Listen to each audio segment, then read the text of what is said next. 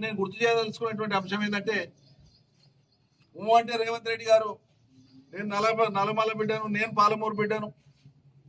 మరి అచ్చంపేటలోనే ఉంది కదా కొండారెడ్డిపల్లికి సరే సంతోషం. సింగిల్ రోడ్ కాదు, దాన్ని 4 లైన్ల రోడ్డు పెట్టుకున్నాం, సంతోషమే. పెట్టుకో, ఒక ఊరి కోసం అయితే 4 గ్రామాలకు పనికొస్తే సంతోషమే. మరి ఇక్కడ 75,000 ఎకరాలకు నీళ్ళు ఇచ్చేటువంటి అచ్చంపేట ఎత్తిపోతల పథకాన్ని ఎందుకు పడావు పెట్టినావు? వల్మూరు రిజర్వాయర్ పనులు ఎందుకు మొదలు పెట్టలేదు? మున్ననూరు దగ్గర కట్టదలసినటువంటి చెన్నకేశవ రిజర్వాయర్ ను ఎందుకు మొదలు పెట్టలేదు? ఈ పనులకు ఎందుకు శ్రీకారం చుట్టలేదు? పాలమూరు రంగారెడ్డిలో అంతర్భాగంగా ఉండేటువంటి ఈ పనులకేమో శ్రీకారం చుట్టాడు, ఇక్కడి బిడ్డనే చెప్పుకుంటాడు. మనం గెలిచినటువంటి ప్రాంతం కొడంగల్లో పాలమూరు రంగారెడ్డి కర్వెన ద్వారా నీళ్లు పోతాయి.